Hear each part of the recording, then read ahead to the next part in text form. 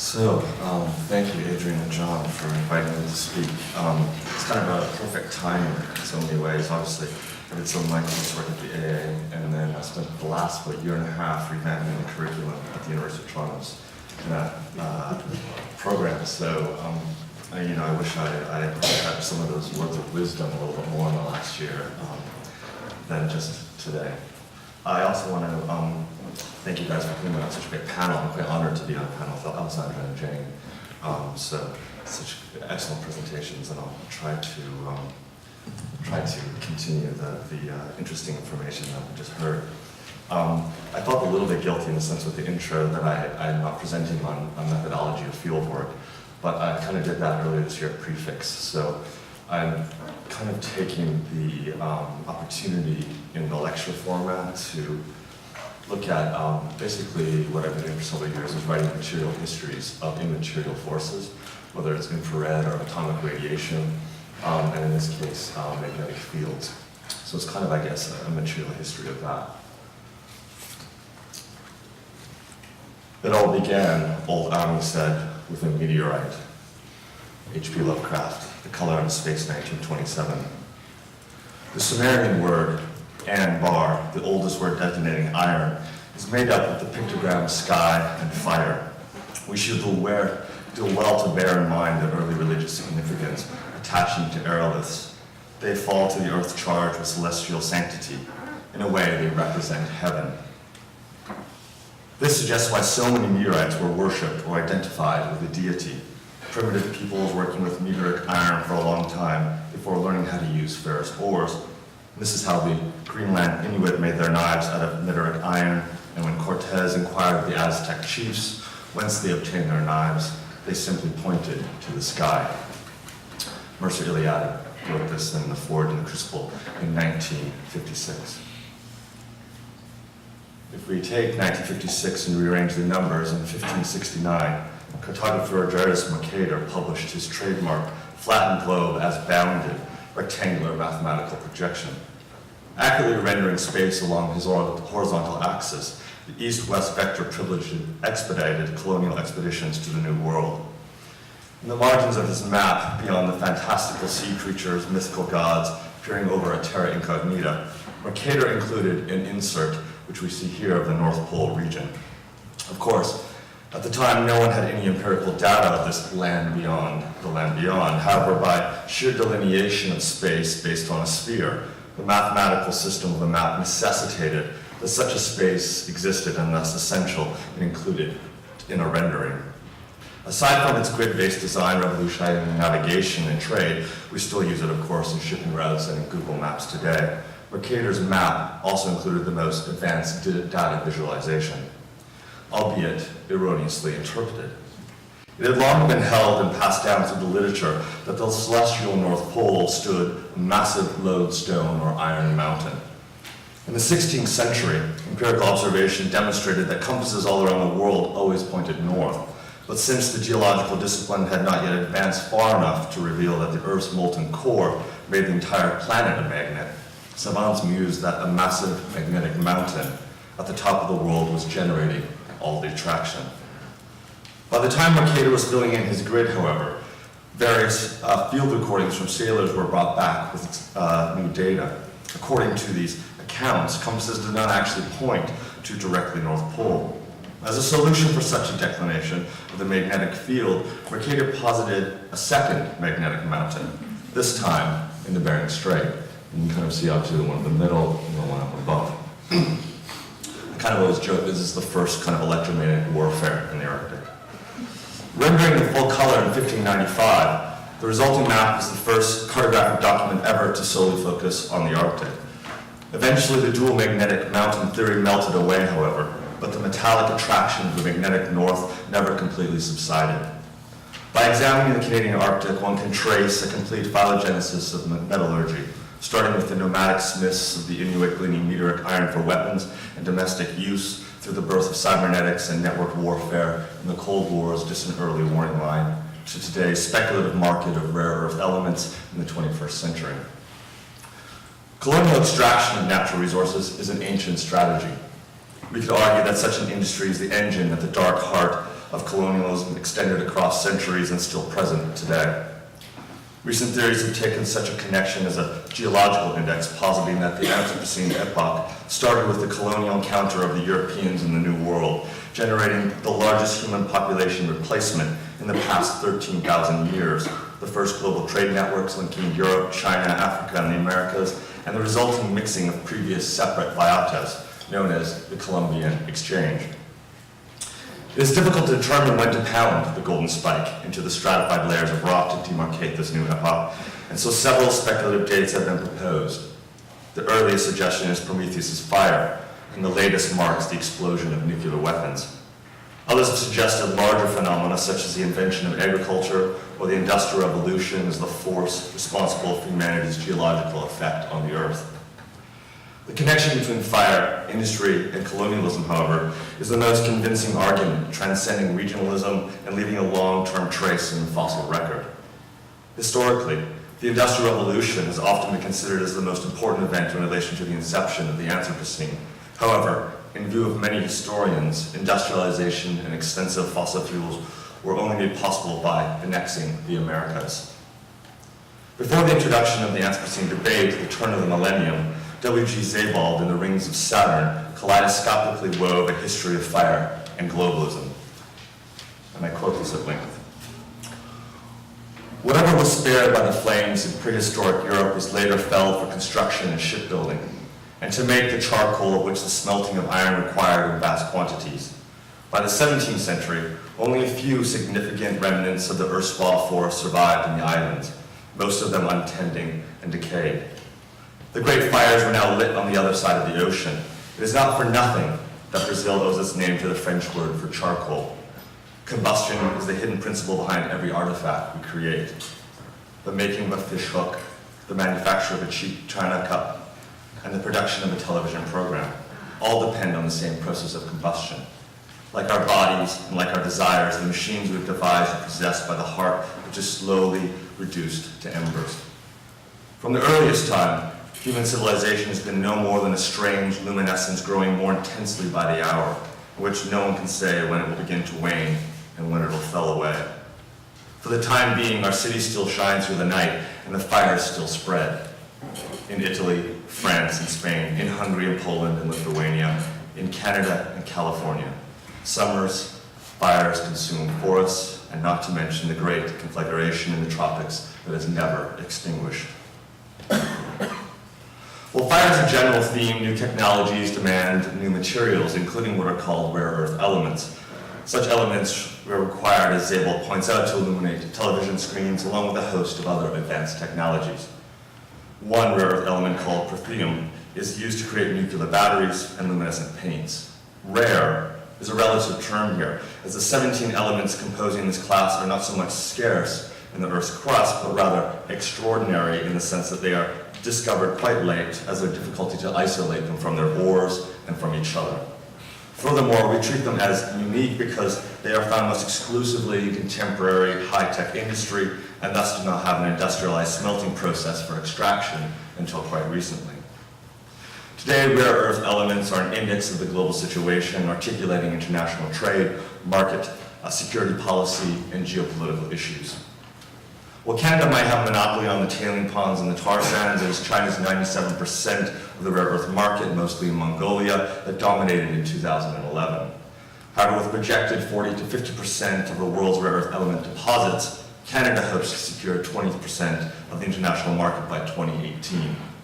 Such numbers set a high target, considering, as of the writing of this text and this lecture, there are still 0 active mines in the Arctic, either Canada or Greenland. This is not to say, however, that Canada is not ambitiously pursuing extraction of such resources in the Arctic region, complementing diamonds, petroleum, and other resource extraction industries. In 2011, Canada had 206 prospective projects, a backlash driven by China's tightening control of rare earth exports, resulting in both an increase in market cost as well as a fear of the supply chain for military production in Western countries.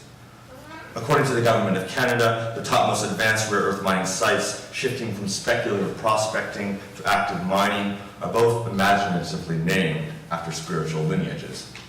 but neither after local indigenous spiritual traditions. Ashram is the northernmost region of Quebec, and Lake Thor in the Northwest Territories. Lake Thor is the most advanced project outside of China for heavy rare earth elements and will extract europium and terbium for the phosphorescence in TVs, dysprosium for nuclear reactors and data storage, as well as the supermagnetic neodymium for lasers and wind turbines. Thor, of course, is one of the gods that forges the correlation between metallurgy and spirituality, according to the historian of religion Mircea Eliade, who conjectured that the origin of many religious rituals and worship was generated by meteorite impacts. Easily the most spectacular event one could witness in ancient times, meteorites were by proxy holy objects from the heavens. In a time before mining, archaeometallurgists estimate such pure sources of iron alloy were extremely rare and valued more than gold, copper, and silver, the earliest metals worked since they were found on the surface of the earth and in pure elemental form and malleable at low temperatures. Gold, however, was used for decoration, and it was the iron from the gods that were reserved for sacred talismans and weapons. It has long been surmised that the Al-Hajwaju Azawad, the black stone embedded in the eastern corner of Kaaba in Mecca, is a meteorite. Well, Eliade wrote, the Bedouins of the Sinai are convinced that a man who is successful in making a sword of meteoric iron becomes invulnerable in battle and assured of overcoming his opponents. The Cape York meteorite, one that I've been fascinated with for quite some time, one of the, which you can see in the far left hexagon. The Cape York meteorite, one of the largest to have ever been discovered and ever moved, supplied iron for the Inuit in Greenland before European contact. Chiseling flakes off the meteorite provided a sharp metallic heads or spears to hunt and knives to cook. And then one of the spears is in the top left. At the turn of the 20th century, dubious polar adventurer and American Rear Admiral Robert E. Peary convinced the Inuit to show him the meteorite fragments. And he spent several years logistically extracting the immense objects and shipping them to the American Natural History Museum in New York City for a bounty. In the official record of his discovery of the meteorite, Peary, as yet to have ventured on his discovery of the North Pole, echoes the ancient mythology of the North by referring to, or by quoting the indigenous, it is uncertain where the description actually originated, that the meteorite as an iron mountain. Today, Cape York meteorite is the largest aerolith on display in the world. Inversely occupying its place just around the peninsula from Cape York back in Greenland, however, is the colonial outpost of the American Thule Air Force Base, which serves as a logistical hub and communications node for Arctic surveillance and mobilization. Thule was established as a permanent settlement by Robert E. Peary, and shortly thereafter given the Greek name Ultima Thule, meaning beyond the borders of the known world, by the missionary Knud Rasmussen. In the 1950s, the local Inuit people of the region and several other locations in the Arctic were subject to government relocation, one of the several strategies used by colonial occupying forces in the Arctic that either relocated Inuit people in order to annex strategic sites or forced them into exile to occupy contested territory. It was during this time that Thule became a key station in the distant early warning line, a logistical tour and technical tour de force of the American military-industrial complex during the Cold War. The DEW line was an electromagnetic curtain extended across the western ice cap designed to alert mainland USA of incoming USSR bombers carrying nuclear warheads. I should also say that this is still obviously an active military logistical system, just with a new name, the North Warning System. Electronic infrastructure that connected these remote outposts, iconically of course remembered by the white Buckminster geodesic domes, was the birth of cybernetics and early network design. With incredible resources back into research and development as an emergency measure to present against another Pearl Harbor, Lincoln Labs, MITRE, MIT, IBM, Western Electric, AT&T, and the Defense Department partnered to create the first semi-automatic responsive real-time processing and especially in relation to stored memory, called SAGE, Semi-Automatic Ground Environment. The processing power and artificial nervous system reached out all the way to the farthest reaches of the Arctic via the DEW line, including to Thule. In order to make this a material, of course, for the green radar screens and sonic alarms that went ping, newly found uses for rare earth elements necessitated extraction and refinement to roll out the components of a post-war assembly line. Sequestered in the bunker control rooms in New England and in Cheyenne Mountain, or isolated in the geodesic domes of the Dew-Line outposts, humans started to share their analysis and processes with the machine. Specifically designed for the outposts of the Arctic and thus foreshadowing future outer space missions, the infrastructure for a skeleton crew necessitated automated signal processing to support their human sentinels, watching out for bogey signals traveling across the Aurora Borealis as ghost riders from the future. While the think tank was determining in 1951 America's most urgent security threat required the continental early warning system of SAGE/DEW, the British physicist and science fiction author Arthur C. Clarke was publishing his short story, Sentinels of Eternity, about a galactic early warning position on the moon to sense emerging intelligences on Earth. Eventually, the narrative was reworked by filmmaker Stanley Kubrick to create the well-known contemporary edition of a metallurgical mythology first established in the worship of meteorites. Of course, that's 2001: A Space Odyssey from 1968, which was the first spiritual work of the rare Earth age. Or as Kubrick told the magazine Playboy, I will say that the God concept is at the heart of 2001, but not any traditional anthropomorphic image of God. I don't believe in the Earth's monotheistic religions, but I do believe that one can construct an intriguing scientific definition of God. The main shift from the short story to the film lies in the transposition of a passive beacon on the moon to an intervention of the Earth. The magnetic anomaly of the monolith meteorite lands on the Earth and establishes a techno-cult enacted by the recently converted Homo Faber. Echoing in fictional narrative of fictional history, 2001 repeats the fantasy narrative of European explorers by positing an imaginary magnetic anomaly in the margins of their world. On Earth was the dual magnetic north poles used for navigation by compass, and on the moon a magnetic monolith sending a signal leading an odyssey towards Jupiter. In stark summary, 2001 synthesized Schopenhauer's will, Feuerbacher's critique of anthropogenic deities, and the Nietzschean Superman, all within the strict invention of the Wagnerian darkened theater, to repel us with a parabolic gravitational slingshot through Deleuze's folding, unfolding, refolding of space-time and into the Baroque windowless monad of David Bowman's last resting place framed by the draping curtains of the flying machine cinema screen. As such, 2001 is traditionally received as a utopian film that directs us to the phylogenesis of consciousness as benignly directed by what some critics have called an overmind and what Kubrick himself called the beings of pure energy and spirit. However, even with such a neutered, optimistic trajectory towards the transubstantiation of the star child, Earth is left behind. With all the mystery of the out there and zero-gravity ballet paid for by dead bones, the embrace of a non-anthropomorphic results in leaving spaceship Earth. Echoing the first cosmic theorist Nikolai Fedorov's desire to escape, I quote, the slow destruction of our home and graveyard, end quote, Kubrick's humanity accelerated through Earth's resource extraction and escaped the gravitational field of the terrestrial craft in order to excavate a second monolith on a new world. For all the film's brilliance as a work of art and cult status for a new generation experimenting with psychedelics and cybernetics, it is worth considering the critique of feminist science fiction writer Ursula K. Le Guin on such a narrative. And I quote it again. A science fiction is the mythology of modern technology. Then it would be a myth that is tragic. Technology or modern science, using the words as they are usually used, in an unexamined shorthand studying the hard sciences of high technology founded upon continuous economic growth, is a heroic undertaking, Herculean, Promethean, conceived as triumph, hence ultimately as tragedy. The fiction embodying this myth will be and has been triumphant. Man conquers Earth, space, aliens, death, the future, etc., and tragic, the apocalypse, the Holocaust, then and now.